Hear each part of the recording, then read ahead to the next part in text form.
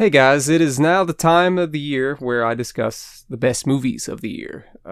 It was a bad year, a relatively weak year, I guess you could say, for movies and for life in general.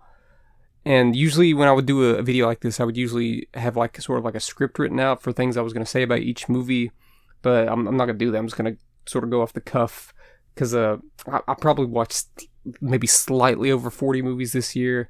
Usually by now I'd seen 90 to 100 movies, so, you know. And there's still a lot of movies to come out, because a lot of the Oscar-type movies will be streaming in January and February, and the Oscars won't be till like March or April, I think. So, this list will change gradually through the months, but we are reaching the end of the year, so I gotta talk about the movies that I have seen. And let's just get into it. I'm not even gonna talk about any honorable mentions. And honestly, out of all these movies, there's only two that I've watched more than once, I think. So, like, not a great year. Like, even my top 10 good movies probably wouldn't make top 10 in the recent years. So let's get into it. My number 10 is The Invisible Man. And this is the only movie on this list that I watched in theaters. And it was one of the last movies that I watched in theaters. I think The Invisible Man is really good. Blumhouse uses its small budget to effective use here. And I think the reason why this movie is definitely on this top 10 list is just because of how much it affected me in the theaters. I haven't revisited it since, but I got a feeling that it wouldn't affect me quite like it did that day. For some reason, my anxiety was running very high that day.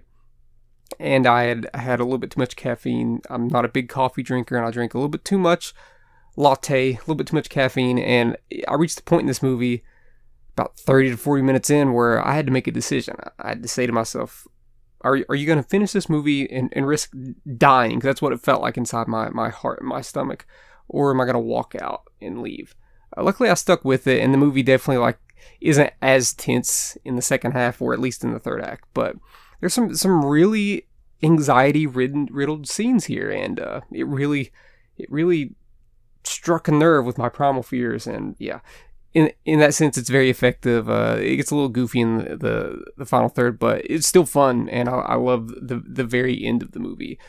So for that one time watching the theaters, it was one of the scariest movies that I've ever seen. In retrospect, probably not that scary.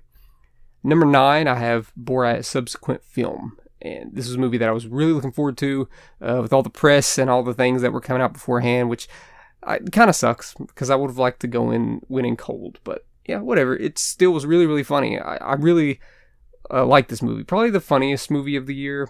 And unlike the first movie, it actually has a narrative and something that you can attach yourself to, and sort of an emotional core. And Maria Baklava, I believe, is the actress's name here, and I think she should get nominated for an Academy Award, either for Best Actress or Best Supporting Actress. If not there, the Golden Globes. There's a whole entire category for comedies, even though the actors aren't a part of the comedy one. This should get nominated for Best Comedy, and she should get nominated as an actress, because she was really, really good. I like Borat's Subsequent Film. I think I watched 1.5 times. The second time I just went to scenes that I wanted to see again. It was very, very, very funny. Not quite as good as the first one, but still really funny. At number 7, I have... Wait, no, not number 7. Number 8. At number 8, I have I'm Thinking of Ending Things, which is a Charlie Kaufman feature. And if you don't know Charlie Kaufman, he has written movies like Eternal Sunshine of the Spotless Mind, Adaptation, Being John Malkovich, but he's directed really, really crazy movies like Synecdoche, New York, and Anomalisa. And this movie is probably his craziest one.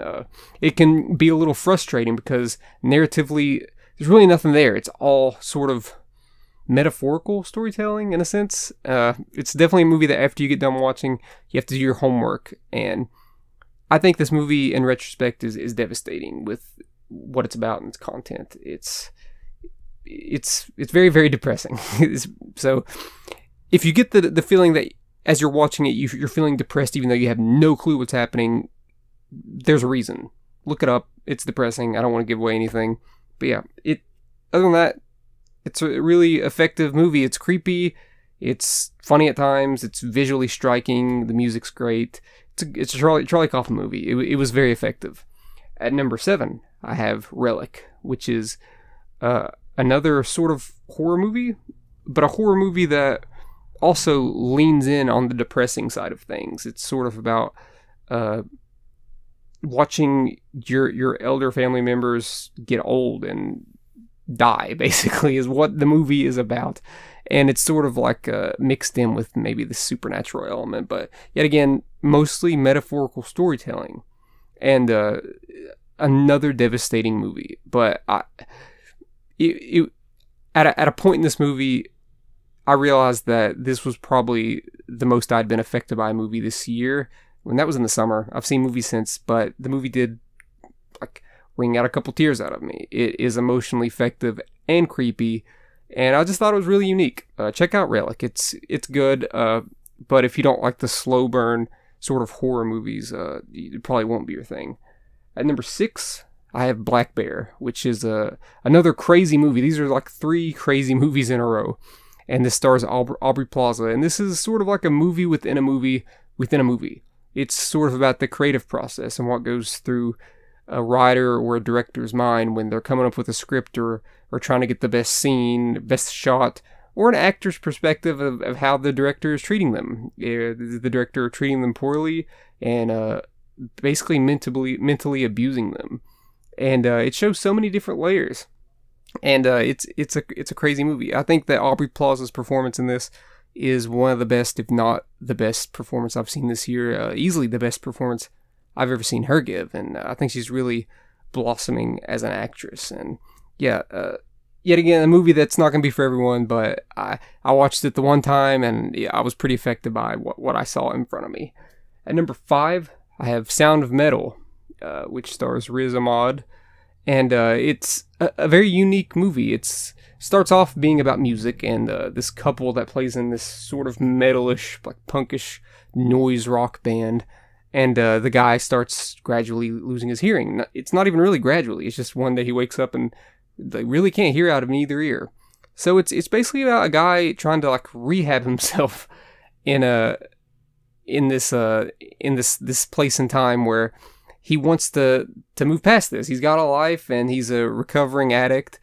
And he wants to move past this and be able to hear again. And that may not be a possibility. And I found it really refreshing. This is a kind of movie that shows people that we don't usually see in movies, the deaf community. And I thought it was a really touching movie. And it really struck a chord with me, pun intended, because I am a musician. So in that sense, this was a musician's like worst nightmare, is losing your hearing.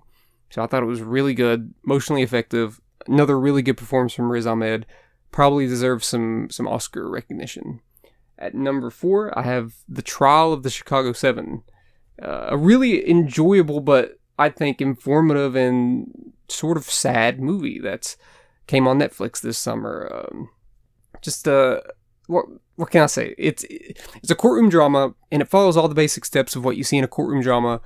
But when a courtroom drama is written by Aaron Sorkin, who's one of the best screenplay writers, and it features such rich characters that are delivering such good dialogue with humor and heart, and when the actors are good, I mean, Sacha Baron Cohen is also in this, and he probably gives the best performance in the movie. I think he's getting some award recognition here.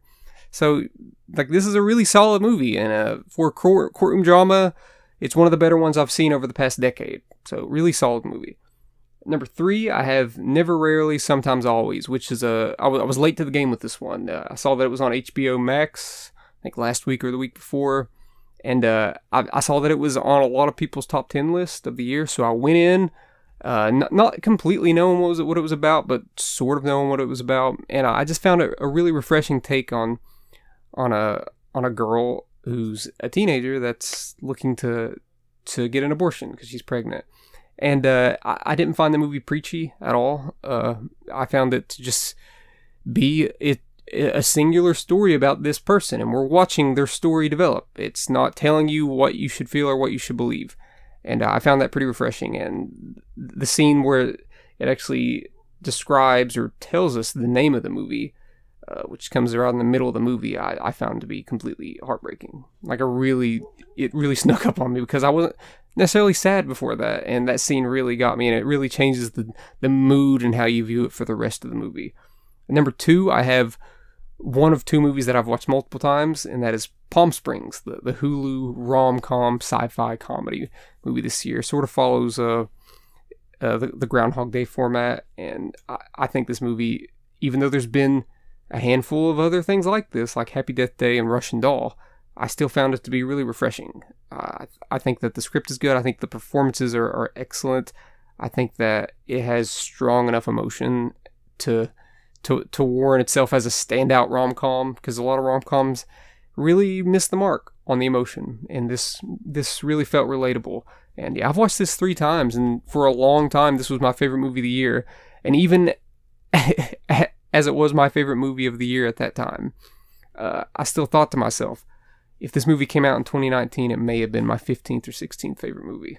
And because, like I said, it's just a weak year, but not throwing any shade to Palm Springs. It is really good. We're dealt the hand that we're given here. It was a weak year. It's the second best movie I've seen this year. Number 1, I have the newest movie that I've seen. And it's no surprise. I thought it was going to be my number 1 all along, probably. And that is Pixar's Soul. Directed by Pete Docter, who has also directed Inside Out and Monsters, Inc. He's sort of like the MVP, in a sense, of Pixar. And Soul is excellent. Across the board, it's the best movie I've seen this year. From visual standpoint, musical score is just fantastic. I could just listen to that on Spotify without even watching the movie. The script, super unique. The voice performances, amazing. I like that we're seeing characters yet again that maybe we usually don't see, especially in a Pixar movie. I'm a middle-aged man who's a jazz musician and a middle school music teacher, and I just think the movie is really daring. I think a lot of Pixar movies are pretty mature. Sometimes it's like 70% adult and 30% kids, but I think Soul like steps it up a little bit. This is more so like 90% adult and 10% kids, so much so that it doesn't even have as much humor in this movie. It has some big laughs, but it's not constantly trying to make you laugh. It's trying to get to the deep edge. It's trying to get real emotion out of you without it feeling cheap. It's not as sad as something like Coco, or sad as anything like Toy Story 3 or Toy Story 4, but the emotion that it reaches feels organic and real. And it may make you cry, it may not, but I found it to be a really personal and beautiful movie. So that's my favorite movie of the year. Still have other movies to see that will be coming out in the next month or 2. Maybe they'll surpass Soul. I don't know. What was your favorite movies of the year? Let me know in the comment section below. Hit that subscribe button, and thank you for watching.